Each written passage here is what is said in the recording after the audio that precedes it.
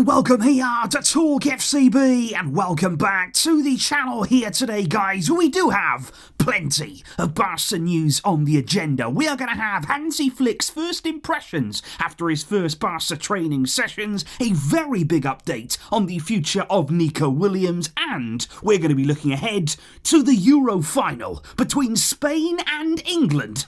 It is all coming your way today, lots up for discussion, so let's do it. But first of all, guys, today's video is coming to you courtesy of Manscaped right here today, who continue to provide really big support here on the channel to help me do what I do here with the videos. And you've still got a chance to get 20% off your Manscaped order this summer simply by using the code TalkFCB at checkout. It's very easy, very quick, very simple, and with super speedy delivery as always from Manscaped. And right now I would recommend their beard and balls bundle. I know we're not talking about footballs for a second here, because what that gets you is the beard hedger kit, which is absolutely fantastic there for a complete face shave, and you've also got the lawnmower 5.0 Ultra for basically everywhere else on the body. And these are fantastic men's grooming products here, top quality from Manscaped, and there's so much more to explore over on their website. Gels, creams, and even cologne. It is all there for you, and don't forget to use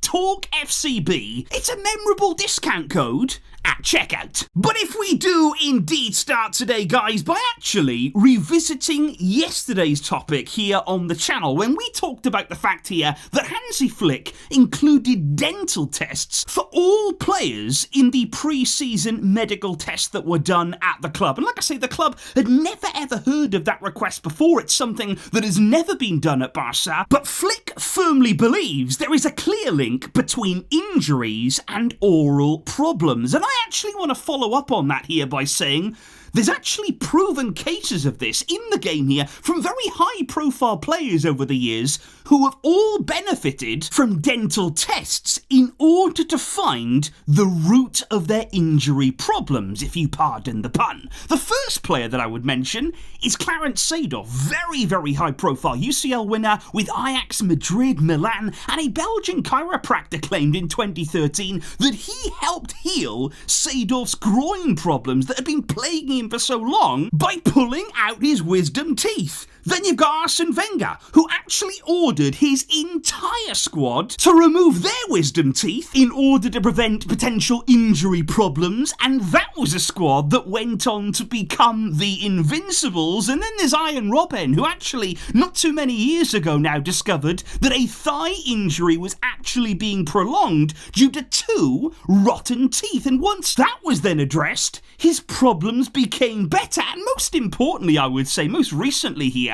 Jamal Musiala, who actually had his wisdom tooth removed after it was believed that it was causing him persistent minor muscle injuries. And Musiala said, I was wondering where the injuries were coming from. He said, I had treatments on them, I had physio, I've been stretching, extra training, I've always looked after my body, and I continued to get injured. But he said, then I did some research, and I found out that a wisdom tooth could be the source of the injury. The surgery went well, and it has actually helped me. Since then, I've been injury-free, and I've been feeling good. And like I said yesterday, guys, it is worth a try. It is worth here doing everything in our power, every test that we can do, everything that we can analyse at the club. Let's do it. And let's give ourselves the best chance over these coming seasons to avoid injury problems. However, let's talk more about Hansi Flick and his early impressions here at Barca, since of course things have got underway this week. The hard work now is really starting to get going. We've had training sessions, and Hansi Flick has already had a look at several Barcelona players, and there have been some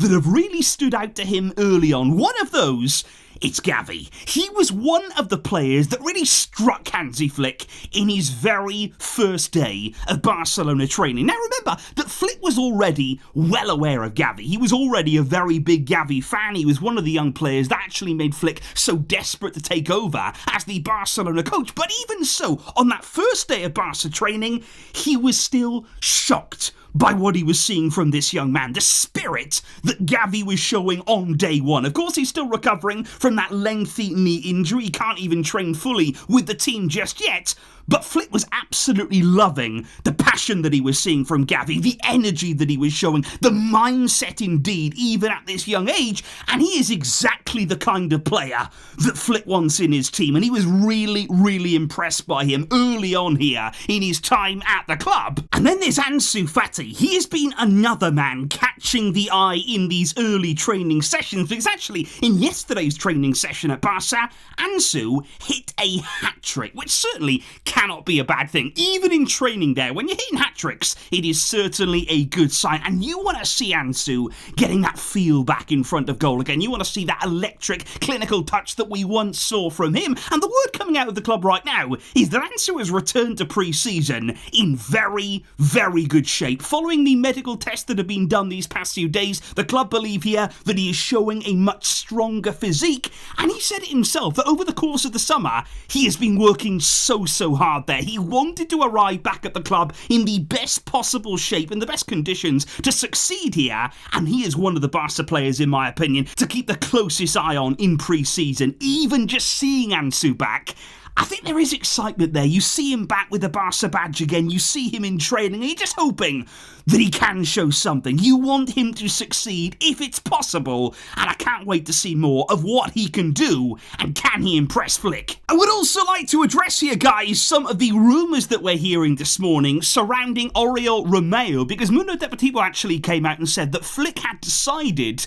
that Romeu can stay at the club. They said there that Flick would be very happy to keep Romeu in his squad on a low contract, of course, that he's on for added depth if he was needed.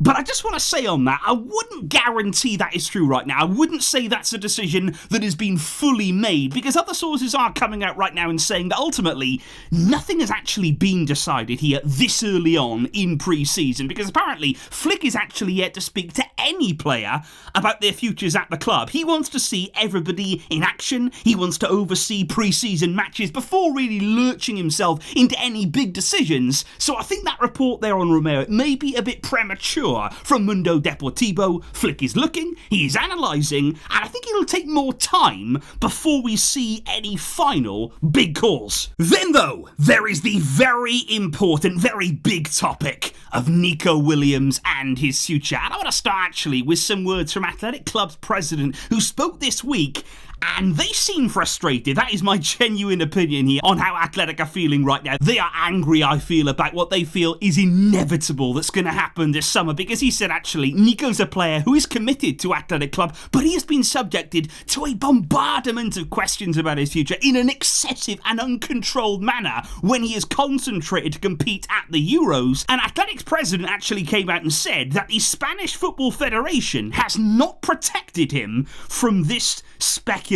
So Athletic, they're frustrated at the questions about Nico's future, and I have a feeling here that after the Euros is over this Sunday, things are going to start moving, and maybe quite quickly, because on Nico's side, of course, until now, he's been very, very focused on the tournament. He's got one more game on Sunday, the big one that we're going to talk about in just a moment, and then he can think about his future after that. And for Barca, they have been busy right now trying to tie up some loose ends in terms of fair play, but that's the big news right now, because today, even Javier Tebas is speaking positively. I don't know what is going on. I think things are happening, guys. They truly are, because today Tebas says, as it stands right now, Barca are close to returning to the 1-for-1 rule, and they are close to then being able to sign Nico Williams. Now, usually Tebas only talks about signings that Real Madrid can make, but now he's saying Barca are on the verge of being able to actually do this deal. And those are big words right there, and that follows on from what Laporta said very, very recently as well. We have heard more this morning about the potential contract Nico could get at Barca. It'll be a 5-year deal, apparently, and again, it's going to be less salary in the earlier stages of that contract there. Apparently, in the first 2 years, Barca want it to be a reduced salary that will then increase in the next 3, and they believe there that Barça, they can fit it in the wage bill. They also believe that Nico will accept that deal. And that only appears to be even more the case because this morning it's also emerged in the media that Nico Williams may be looking for a house in Barcelona. He apparently has contacted a retail estate agency there to inquire about buying a house in the Castelldefels province in Barcelona. That there is the area in which most Barcelona players buy their homes when they are at the club, and even after they've left, a lot of them still want to stay there. So Nico Williams right now apparently looking for a house, waiting for the Euros to end, and Barça, according to Tebas, they can do this. However, guys, there is a very big game indeed on Sunday. It is Spain against England in the Euro final. And I've got to say, this is a really, really intriguing game on so many levels. Because as we know, England, they always think it's coming home. They always want to bring it home. And now they are in the final again here at the Euros. And they have the opportunity to bring it home.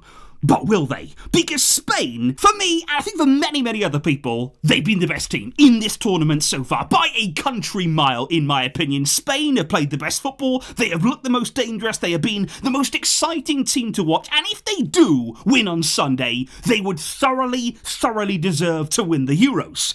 But that doesn't necessarily mean they will win on Sunday. They've still got to come into that game and they have to show the same level. They cannot now retreat, and I don't personally think they will. They are beaten on their way here. Let's not forget here, the host Germany, a very, very good, very exciting young Germany team. They took care of them, and then they went on and beat France, who are, again, on the international stage, they are mega. They are heavyweights. They certainly take care of business, and Spain dispatched them as well. So they have already shown their pedigree. They have already shown their confidence. It's a young team, but it is a team that's capable of going toe-to-toe with anyone. And my personal opinion is England will have to find a level that they haven't not just shown this tournament, but I don't know if they've ever shown it under Gareth Southgate there. They have had certainly games where they've impressed, they've gotten to finals, they've gotten to latter stages of tournaments, but in terms of the level of performance, they will need to do something they have never shown before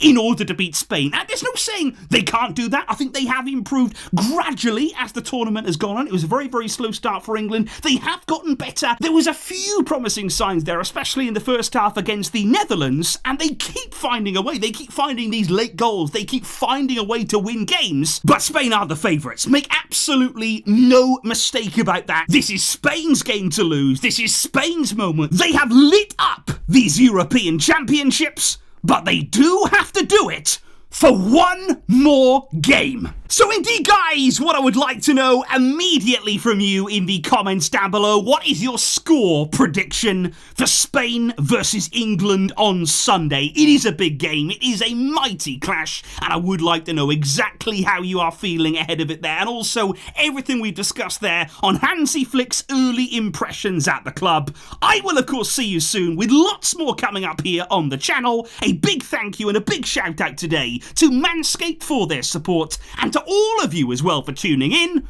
But until next time, as always, Visca, el Barça.